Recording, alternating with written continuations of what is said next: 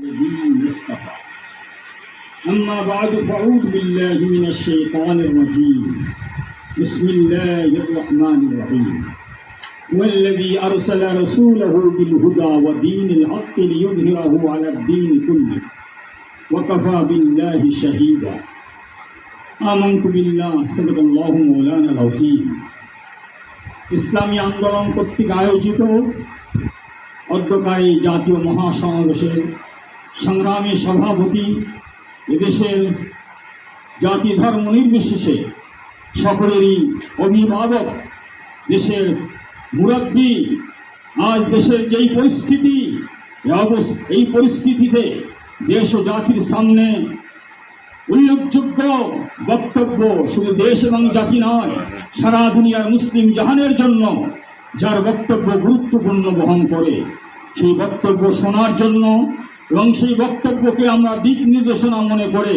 প্রত্যেকটি এলাকায় এলাকায় আমাদের কার্যক্রম যেভাবে করতে হয় সেভাবে আমরা করে যাব ইনশাআল্লাহ। আমরা জানি ইসলামী আন্দোলন ইসলামকে রাষ্ট্রীয়ভাবে বিজয় করার আন্দোলন।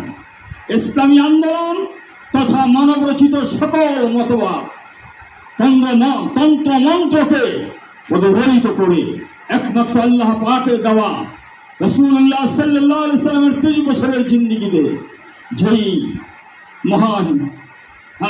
আমাদের সামনে যে বিধান রেখে গিয়েছেন, ইসলামের সত্যিকার বিধান, সেই বিধানকে বাস্তবায়ন করার জন্য, রাষ্ট্রীয় বিজয় করার জন্য আমরা আজকের মাঠে ছুটে এসেছি। এই মহাসমাবেশ প্রমাণ করে এদেশের প্রাণপ্রয়োজন মুসলমান নয়, শুধু দল মত নির্বিশেষে, জাতি ধর্ম নির্বিশেষে সকলে আমরা ইসলাম চাই, রাষ্ট্রীয় বিজয় হোক। এটা আমরা চাই কি চাই না? আলহামদুলিল্লাহ।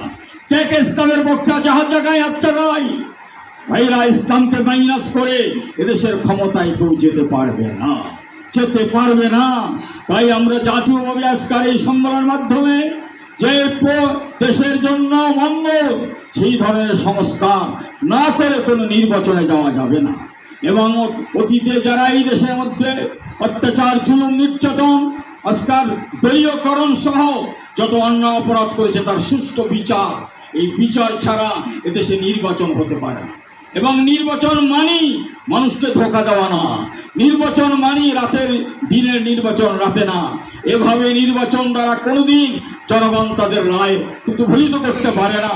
অতএব নির্বাচন হবে।